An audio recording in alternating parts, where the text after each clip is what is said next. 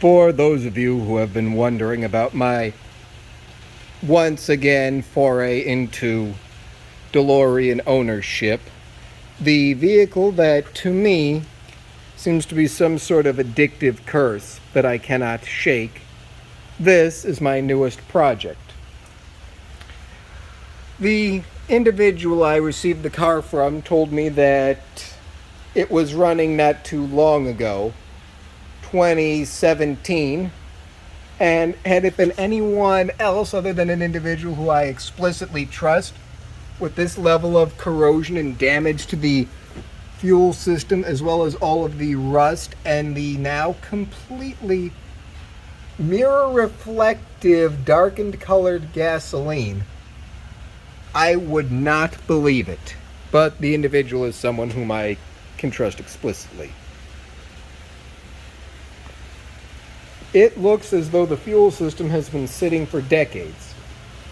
Otherwise, aside from missing brackets for the coolant bottle, I took that piece off.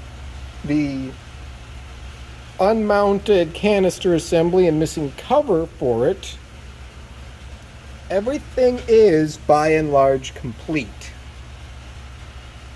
It does need a lot of work. It was at one point painted red.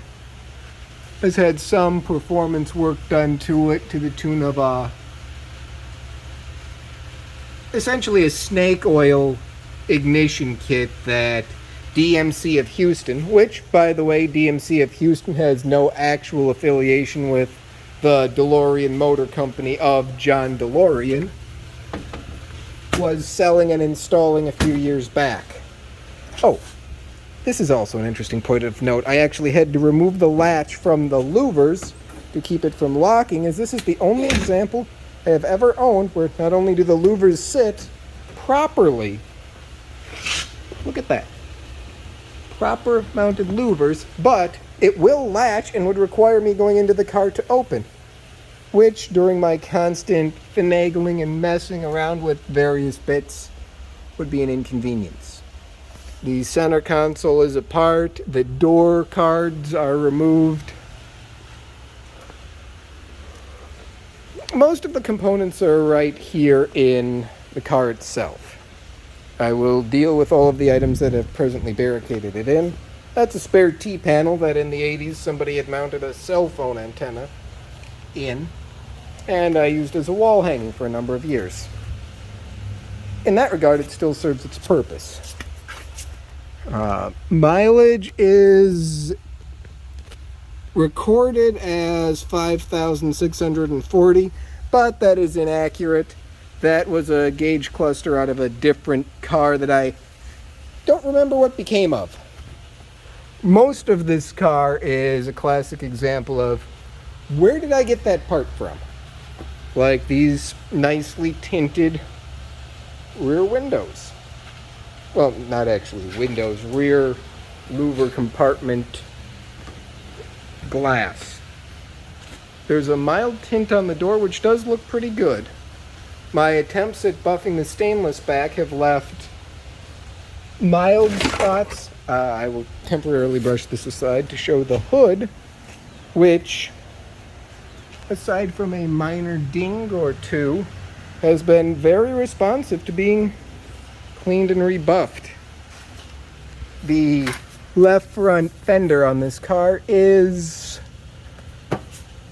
acceptable. I mean, there's bad damage through here, which I don't know how well you can see, but it presents as a DeLorean. There was, at some point to this underbody, some upper damage here. You can see some of the fiberglass repair, and it's also why the torsion bar was repainted in black. The exact reasoning behind that I don't fully understand, but it's the way it goes. And again, upper portion of the door has been regrained. Lower portion is a work in progress to cover up the damage from painting. The doors also had this weird black undercoating as a result of them being painted. Intriguing, but just the way it goes.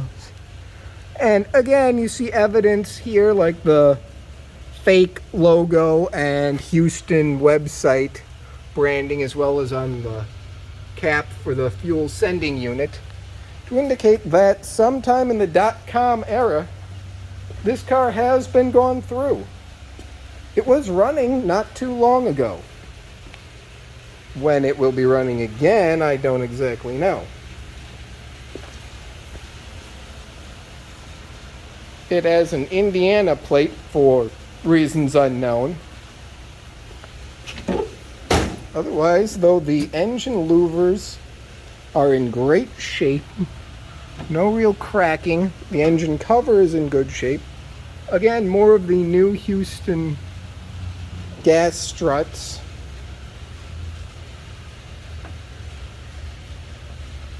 The throttle is responsive. It has what appears to have been an early Houston Stage 1 exhaust. I don't know where this lies on the Stage 1, Stage 2 bullshit package that Houston sold. I've had a Stage 2 car, and quite frankly, I wasn't impressed. If you want to get better performance out of one, there's a quicker, easier way to do it. You take one of these Peugeot carburetor manifolds, make up a little adapter like this, slap it on the old engine, call it a day. Now, I'm trying to remember which way I'd mount this. It doesn't really matter much. You can put it like this, or like this. This one's seen better days, but again, you get what you pay for, and I'm working on a budget. I was actually going to use those Fiero speakers in the car, but I never got around to it. The 66 LeBaron spends most of its time here in storage. It was cleaned up and shined up, but it's gotten a little dusty just from sitting. Though she's still very much a beautiful car. I keep a lot of spare parts for it too. Spare doors, spare glass, damaged front clip, unfortunately damaged badly, but in the event you needed the front section, that is still salvageable and can be cut and replaced. Only that fender has substantial damage. Radiator support is intact. That's a gas tank from a Mercedes 6.9. That's the rear bumper for the spare rear bumper for the Imperial. And various Packard parts, Rolls-Royce components, tires, and other things. Well, that's the point of a storage locker. You keep all of the parts you don't need,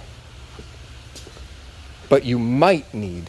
There's the spare hood and trunk for the LeBaron. This is a driver's side door for a right-hand drive Silver Shadow. You'll notice it's a driver's side door by the multitude of switches on the panel. That's why I had to pause for a moment to make sure I could remember which side it actually was attributed to. Otherwise, DeLorean door sills are in there, more spare components. It's all coming back together. However, I still have to decide whether or not I want to convert the car to carburetor or attempt to soldier on and repair the fuel injection. Either way, I have to clean out the tank, and that is a matter for another time.